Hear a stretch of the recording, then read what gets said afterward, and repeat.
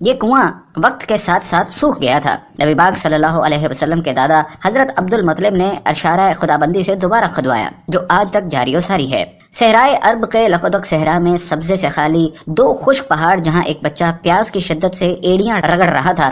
ماں یہ منظر دیکھ کر ہول کھا رہی تھی۔ مشکیزے میں موجود پانی کب کا ختم ہو چکا تھا۔ صحرا کی تپتی دوپہر اور جھلساتی لو کے تھپیڑوں نے انہیں جاں بلب کر دیا تھا۔ ماں اپنے بیٹے کو بلبلاتا، سسکتا اور تڑپتا نہ دیکھ سکی، اور پانی کی تلاش میں سامنے موجود صفا کے پہاڑ پر چڑھ گئی، لیکن پانی نہ ملا، اور اس پہاڑ سے اتر کر تیزی سے دوسری جانب موجود مروہ نامی پہاڑی پر جا پہنچی۔ 3-4 چکر لگا کر ممتا کی محبت کے ہاتھوں مجبور ہو کر وہ واپس آئی۔ بیٹے کو پہلے کی طرح تڑپتا بلکتا دیکھ کر وہ واپس پلٹی۔ دوبارہ وہی چکر، پہاڑ سے اترتی اور تیزی سے دوسرے پہاڑ پر چڑھ جاتی۔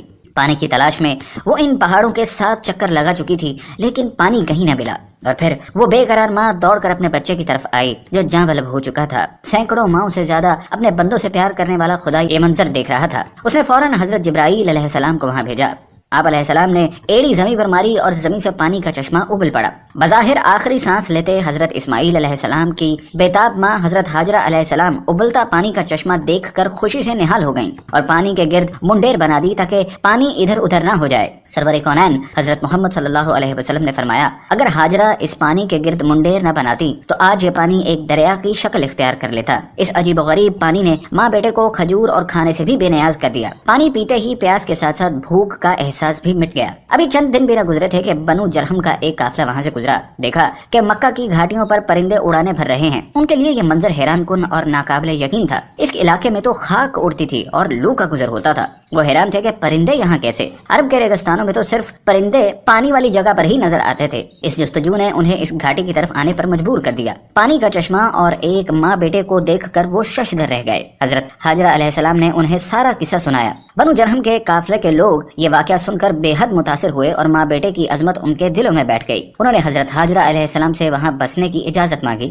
جو انہوں نے بخوشی دے دی۔ صحرائے عرب کا یہ بنجر اور ویران ریگستان آباد ہو گیا۔ حضرت اسماعیل علیہ السلام بڑے ہوئے تو اس قبیلے کے سردار عمر بن مخاز کی بیٹی کے ساتھ شادی کر لی۔ حضرت اسماعیل علیہ السلام کی اولاد پیدا ہوئی اور ان کو بنو بکر کہا جانے لگا۔ بنو جرہم اور بنو بکر باہمی اتفاق و اتحاد سے کئی سال تک رہے، لیکن آہستہ آہستہ ان میں اختلاف شروع ہوئے، جو اس قدر بڑھے کہ بنو بکر نے بنو جرہم کو علاقے سے نکال دیا۔ بنو جرہم نے اس علاقے کو چھوڑنے سے پہلے خانہ کعبہ کا سارا خزانہ، غلاف کعبہ اور قیمتی تلواریں زمزم کے کنویں میں ڈال دیں اور مٹی سے کنویں کو بند کر کے زمین کو برابر کر دیا۔ آب زمزم کے ارد گرد کا علاقہ پھر ویران ہو گیا۔ حج کے دنوں میں وہ علاقہ آباد ہوتا، لیکن اب آب زمزم کا قصہ یاد ماضی بن کر رہ گیا تھا۔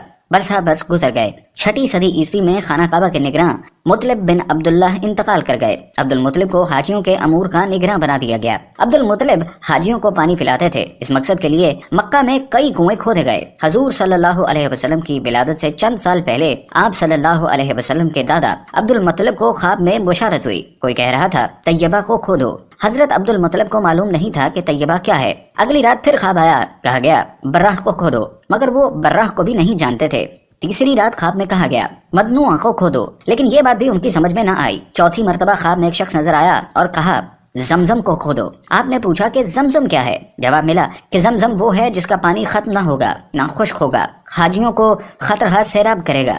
نشانی اس کی یہ ہے کہ وہاں چیونٹیوں کی بہت سی بلیں ہیں اور ایک کوا زمین کریدتا رہتا ہے۔ اگلے دن صبح سویرے عبد المطلب اپنے بیٹے حارث کے ساتھ اس جگہ پہنچے اور کھدائی شروع کر دی۔ اہل قریش نے باپ بیٹے کو کھدائی سے روکا اور ان سے کہا کہ اس جگہ تو بتوں کے نام پر قربانیاں دی جاتی ہیں، یہ مقدس جگہ ہے۔ عبد المطلب نے سنی انسنی کر دی اور کھدائی جاری رکھی، مگر قریش نے باپ بیٹے کی کوئی مدد نہ کی۔ 3 دن کی انتھک محنت کے بعد آخر گوہر مقصود ہاتھ آ ہی گیا۔ عبد المطلب کھدائی کرتے اور حارث مٹی اٹھا کر باہر پھینکتے رہے۔ زمزم کا کنواں نکل آیا اور عبد المطلب کے ہاتھ بیش بہا خزانہ لگا جو بنو جرہم نے دفنا دیا تھا۔ اب قریش کی آنکھیں بھی کھل گئیں۔ وہ عبد المطلب کے پاس آئے اور کہنے لگے کنواں تو ہمارے باپ اسماعیل کا ہے، اس خزانے میں ہمارا بھی تو حصہ بنتا ہے۔ عبد المطلب نے صاف انکار کر دیا۔ قریش والے بھی ٹلنے والے نہیں تھے، انہوں نے لڑائی اور جھگڑے کی دھمکی دے دی۔ ابن اسحاق کی روایت ہے کہ معاملہ خراب ہوتا دیکھ کر عبد المطلب نے پیشکش کی معاملے کا تصفیہ کر لیا جائے۔ چنانچہ اس جھگڑے کو نپٹانے کے لیے عرب کے دستور کے مطابق کسی با علم اور دانشمند شخص پر فیصلہ چھوڑا گیا۔ اہل قریش نے کہا کہ شام میں رہنے والے قبیلہ بنو سعد کی کہنا ہی اس کا فیصلہ کر سکے گی۔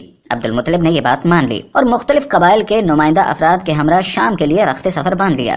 فاصلہ طویل تھا، راستے میں میلوں پر پھیلے صحرا سے گزرنا تھا۔ صحرا میں اکثر لوگوں کے پاس پانی ختم ہو گیا، پیاس کے مارے لوگوں کی جان نکلنے لگی۔ جن کے پاس چند گھونٹ پانی تھا انہوں نے دوسرے کو دینے سے انکار کر دیا۔ عبد المطلب کے ساتھی زندگی سے مایوس ہو گئے اور نوبت یہاں تک پہنچی کہ ان ساتھیوں نے کچھ قبریں بھی کھود لیں تاکہ جو پہلے مر جائیں ان کو دوسرے دفنا دیں۔ عبد المطلب سے ان کی حالت دیکھی نہ گئی۔ انہوں نے مشورہ دیا کہ بیٹھ کر موت کا انتظار کرنے کی بجائے سفر جاری رکھا جائے، شاید کوئی بستی نظر آ جائے۔ عبد المطلب کی اونٹنی پر سوار ہو کر اسے کھڑا کیا تو نیچے سے شینی اور عمدہ پانی کا چشمہ پھوٹ پڑا۔ خوشی سے ان ناقابل فراموش لمحات میں عبد المطلب نے زور سے نعرہ لگایا۔ سب نے پانی پیا اور اپنے برتن بھر لیے۔ یہ ماجرا دیکھ کر تمام قبائل کے نمائندہ افراد حیران رہ گئے۔ انہوں نے کہا، عبد المطلب اب ہمیں آگے جانے کی ضرورت نہیں، قدرت نے راستے میں ہی تمہارے حق میں فیصلہ کر دیا ہے۔ اب ہم تم سے زمزم کے مسئلے پر نہیں جھگڑیں گے۔ جس ذات نے اس بے آب و گیا ویرانے میں تمہارے لیے چشمہ جاری کیا ہے، بے شک اسی نے تمہیں زمزم عطا کیا ہے۔ اس کنویں کی عظمت تو دیکھیے۔ آب زمزم حضرت اسماعیل علیہ السلام کے لیے نکالا گیا اور اس کی وجہ ان کی والدہ بنی۔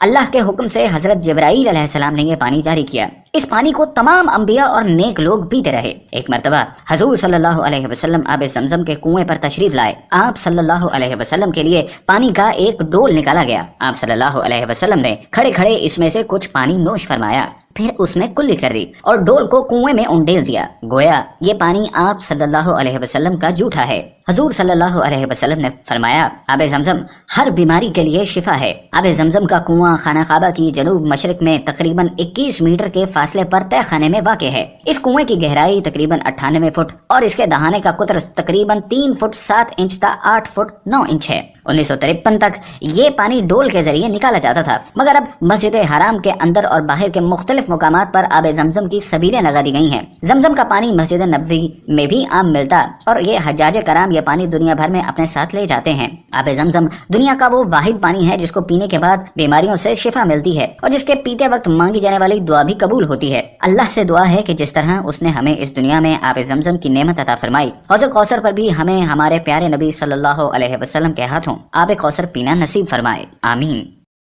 دوستو، ہمارے چینل کی نشریات اللہ تعالیٰ کے احکامات، انبیاء کرام کے واقعات، حضور صلی اللہ علیہ وآلہ وسلم اور اصحابہ کرام کی زندگی کے واقعات، اولیاء کرام کی زندگی کے واقعات، سبق آموز واقعات، اللہ تعالیٰ کے احکامات کو پورے کرنے کے فضائل اور حضور اقدس صلی اللہ علیہ وآلہ وسلم کی سنت مبارکہ کو پورے کرنے کے فضائل، قرآن و حدیث سے تصدیق شدہ وظائف اور خاص طور پر درود پاک کے فضائل سے متعلق ہوتی ہیں، جس میں ہم اس کے مستند اور تصدیق شدہ ہونے پر خاص توجہ دیتے ہیں۔ ہمارا تعلق کسی بھی فرقے یا گروہ سے نہیں اور ہمارا مقصد خالصتاً اللہ تعالیٰ کی رضا کے لیے نیکی کا پیغام امت مسلمہ تک پہنچانا ہی ہے۔